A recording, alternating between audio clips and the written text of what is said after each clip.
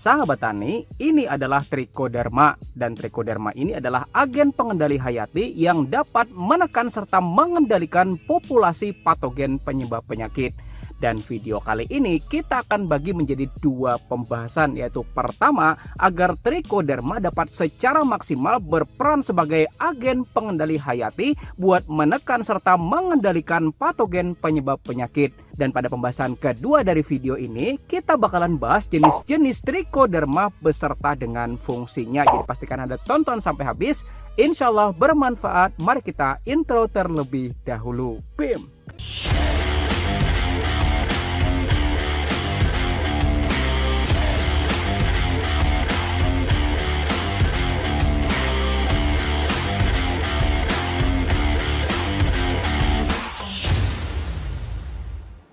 Dan buat Anda yang sudah subscribe channel ini dan klik tombol loncengnya, mudah-mudahan ilmunya jadi makin berkah dan rezekinya jadi tambah banyak lagi. Amin. Sahabat tani, agen pengendali hayati atau APH merupakan organisme atau mikroorganisme yang dapat menekan dan juga mengendalikan perkembangan patogen penyebab penyakit. Dan salah satu agen pengendali hayati ini adalah jamur Trichoderma. Menurut Profesor Oslan Jumadi dalam buku berjudul Trichoderma dan Pemanfaatan, agen pengendali hayati seperti Trichoderma bekerja dengan cara mendominasi atau tidak memberikan peluang pada patogen penyebab penyakit buat mencapai populasi tertingginya. Karena ketika patogen penyebab penyakit mencapai populasi tertinggi, maka dapat menyebabkan gangguan, kerusakan tanaman hingga kematian hingga berujung pada kegagalan usaha tani. Nah, mari kita garis bawahi di sini, yaitu mendominasi atau tidak memberikan peluang pada patogen penyebab penyakit buat mencapai populasi tertingginya. Maka artinya pengaplikasiannya harus sebagai langkah protektif atau sebelum tanaman kita terserang penyakit. Dan menurut pengalaman teman-teman, kira-kira nih kapan tanaman itu berpotensi terkena serangan penyakit? Ayo. Nah, pertama saat musim hujan ya enggak, di mana kelembapan lahan itu tinggi ya enggak. Dan yang kedua yaitu ketika adanya anomali iklim atau ketidaknormalan iklim.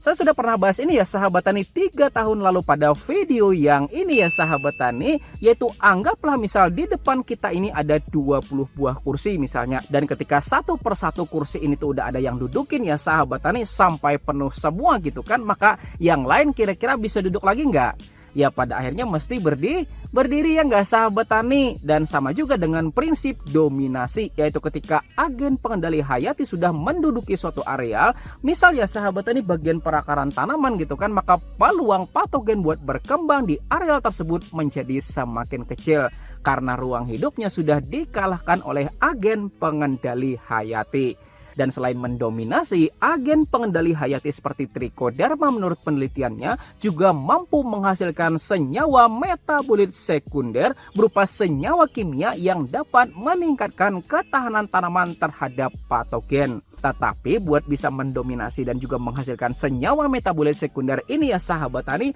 ada syarat yang mesti dipenuhin, yaitu pertama, aplikasinya itu sebelum terjadi serangan atau sebagai langkah protektif gitu ya sahabat tani. Kemudian yang kedua, menyediakan suhu layaknya habitat asalnya, karena Trichoderma itu efektif berkembangnya pada suhu 25 sampai 30 derajat Celcius dan bakalan mengalami penurunan ketika suhunya mencapai di atas 35 derajat Celcius.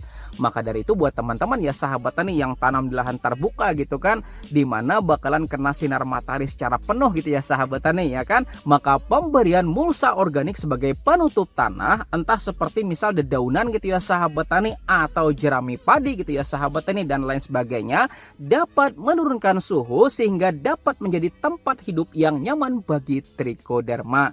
Dan selain itu juga ya sahabat tani, lama kelamaan gitu kan, bahan organik yang kita berikan sebagai penutup tanah itu lama kelamaan bakalan terurai atau terdekomposisi dan bakalan jadi makanan bagi tanaman budidaya kita. Dan berikut ini ya sahabat tani, cara membuat pupuk organik padat menggunakan starter Trichoderma. Pertama-tama kita encerkan terlebih dahulu Trichoderma 1-2% dari jumlah air, dan airnya tuh boleh pakai air cucian beras gitu ya sahabat tani, atau air biasa yang kemudian kita tambahkan sedikit dedak. Dan 1-2% itu artinya kalau misal nih kita airnya ada 10 liter ya sahabat tani, maka kita pakai trichodermanya antara 100-200 gram. Lalu tambahkan juga gula sebanyak 2-5%-nya. Lalu kalau sudah, baru kita tuangkan daun-daun atau sisa tanamannya. Nah, dalam hal ini kita pakainya eceng gondok gitu ya sahabat tani, jerami dan juga tanah pupuk kandang. Dan boleh juga kok ya sahabat tani diganti dengan dedaunan atau sisa tanaman atau bahan-bahan organik lainnya.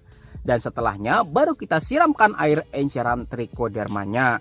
Lalu tutup dengan rapat dan kita lakukan fermentasi selama 30 hari. Dan setelah 30 hari kemudian maka jadilah pupuk organik padat dengan starter trichoderma di dalamnya. Dan bisa kita aplikasikan sebagai pupuk dasaran atau pupuk susulan yang diberikan pada areal perakaran tanaman kita. Dan ada juga loh ya sahabat tani pupuk organik cair khusus masa generatif dengan memanfaatkan trichoderma. Dan cara bikinnya itu sederhana juga kok ya sahabat tani. Kita cukup halusin bahan-bahan organik, lalu trichoderma kita encerkan pada media air cucian beras. Dan kalau sudah maka kita siramkan pada cacahan bahan organiknya dan fermentasikan itu selama 21-30 hari. Dan untuk video detailnya tentang cara pembuatannya ya sahabat tani, maka silahkan tonton pada video yang ini, oke? Dan sekarang saya bakal jelasin ya sahabat tani beberapa strain trichoderma dan juga fungsinya. Pertama adalah trichoderma hamatum, dan jenis ini ya sahabat tani efektif dalam mengendalikan busuk akar dan juga penyakit tular benih yang disebabkan oleh patogen tanah. Lalu yang kedua yaitu Trichoderma harzianum, yang merupakan trichoderma yang banyak digunakan secara umum gitu ya sahabat tani buat menekan pertumbuhan penyakit karena memiliki spektrum yang lebih luas.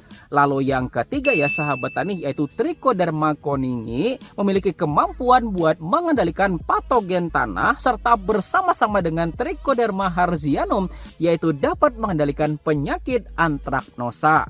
Kemudian yang keempat yaitu Trichoderma virens, itu mampu menekan pertumbuhan patogen tanah seperti penyakit pitium serta bersama-sama juga dengan Trichoderma harzianum dapat mengendalikan penyakit Rhizoctonia solani. Nah, Anda pernah lihat rebah kecambah gak ya sahabat tani? Nah, itu tuh disebabkan oleh Rhizoctonia solani. Kemudian yang kelima yaitu Trichoderma viride, yang mana menurut penelitian Mahmud itu mampu menekan perkembangan ganoderma pada perkecambahan tanaman kelapa sawit.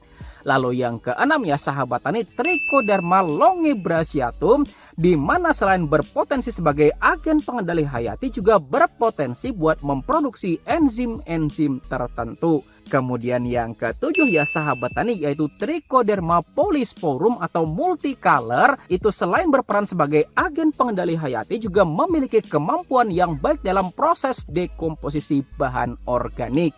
Dan yang kedelapan ya sahabat tani yaitu Trichoderma sp, dan sp itu singkatan dari spesies ya sahabat tani, yang merupakan trichoderma yang memiliki kemampuan buat menekan patogen penyebab penyakit tapi belum teridentifikasi secara spesifik ya sahabat tani. Itu spesies apa sih kira-kira trichodermanya ya sahabat tani? Makanya disebut Trichoderma sp itu ya sahabat tani atau spesies. Dan masih banyak lagi strain-strain trichoderma lainnya. Dan semua ini ada kok ya sahabat tani pada buku berjudul Trichoderma dan juga pemanfaatan.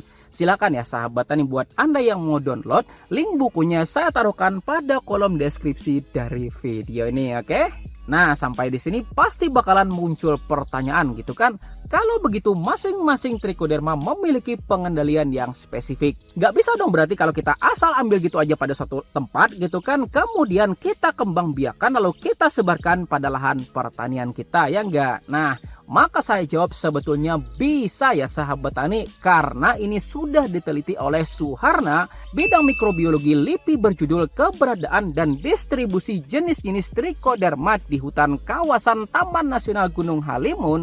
Dari satu sampel aja yang dia ambil ya sahabat tani, ternyata ditemukan bukan hanya satu jenis Trichoderma aja, tetapi beberapa jenis Trichoderma. Maka artinya kita tuh nggak perlu khawatir gitu ya sahabat tani, kalau kita mau mengambil mikroba yang secara spesifik, kemudian kita aplikasikan pada lahan pertanian kita. Tapi tips dari saya sahabat tani, pertama, buat yang mau mengembangbiakan sendiri trichoderma, silakan ambil ya sahabat tani, tetapi dekat dengan lokasi Anda biar lebih spesifik lokasi gitu ya sahabat tani. Dan tutorial perbanyakannya juga banyak kok di YouTube ya sahabat tani. Kemudian yang kedua, ketika kita aplikasikan pada lahan, maka usahakan sebelum terjadi serangan atau sebagai langkah proteksi tanaman. Dan yang ketiga ya sahabat tani, perbanyak juga memberikan bahan organik sebagai penutup tanah buat memaksimalkan perkembangan dari agen pengendali hayati. Jadi agen pengendali hayati itu efektif kok ya sahabat tani, asalkan kita tepat dalam penggunaannya. Jadi sekian dulu ya sahabat tani, dan di samping sini ada 2 video yang saya rekomendasikan untuk Anda pelajarin. Insya Allah akan semakin tambah pengetahuan Anda. Saya Rizal Ansar, kita ketemu lagi pada video lainnya di channel Penyuluh Pertanian Lapangan. Terima kasih.